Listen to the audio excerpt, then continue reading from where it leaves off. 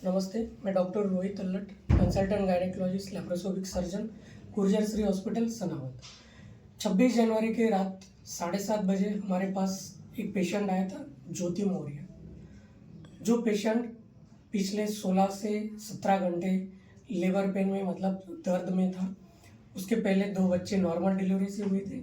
तीसरा बच्चा जिसके प्रेगनेंसी के दिन 7 या 8-10 दिन ऊपर हो चुके थे और पेशेंट घर पे ही नॉर्मल डिलीवरी की राह देख रहा था।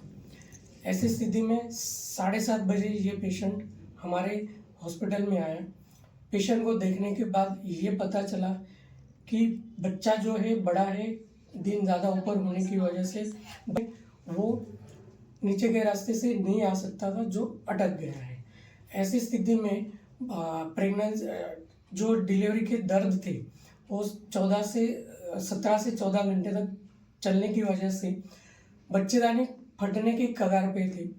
तो ऐसी स्थिति में हमने तुरंत पेशेंट को ऑपरेशन थिएटर में लिया और सीजर किया। जब ऑपरेशन थिएटर में पेशेंट को लिया, पेशेंट का पेट खोला तो बच्चेदानी फटी हुई थी।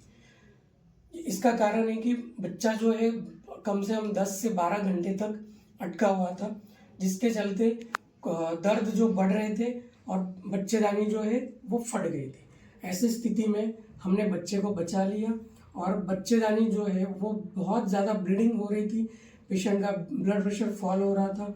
लेकिन हमारे जो एनेस्थेटिस्ट मैडम थे, संगीता चांदे मैडम, उन्होंने अच्छी तरह से पेशेंट की केयर करते हुए हमने बच्चे को भी बचाया और माँ को भी बचाया। तो कभी भी ध्यान में रखिएगा, जब भी दर्द आते हैं तो तुरंत डॉक्टर की सलाह लेना बहुत ज़रूरी है।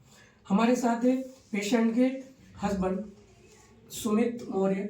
हम उनसे कुछ सवाल करने चाहेंगे। तो नमस्ते सुमित जी।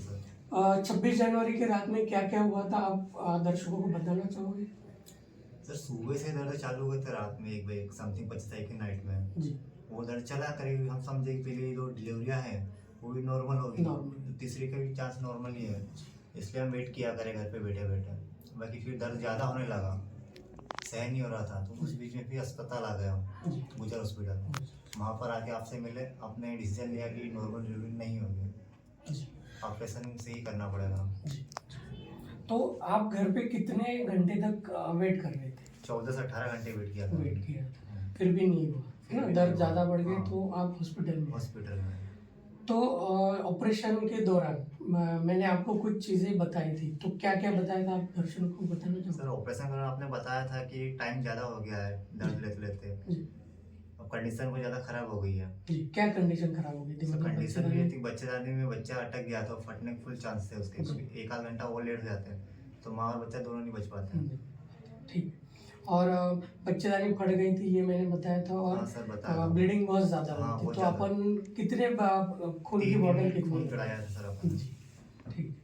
फिर उसके बाद आपका एक्सपीरियंस जो है, मतलब हॉस्पिटल में आपको ट्रीटमेंट कैसी मिली डॉक्टर के साइड से, जो हमारा स्टाफ है, नर्सिंग स्टाफ, और जो हमारी बाकी की सुविधा है, उसके बारे में आप दर्शकों को बता दीजिए। सर, स्टाफ तो बहुत अच्छा था जी। पूरे 24 घंटे केयर किया, दिन रात खड़े मेहनत करी उन्होंने, और डॉक्टर साहब भी बहुत अच्छे, व्यवहार भी अच्छा, उनका बातचीत भी अच्छी करते हैं।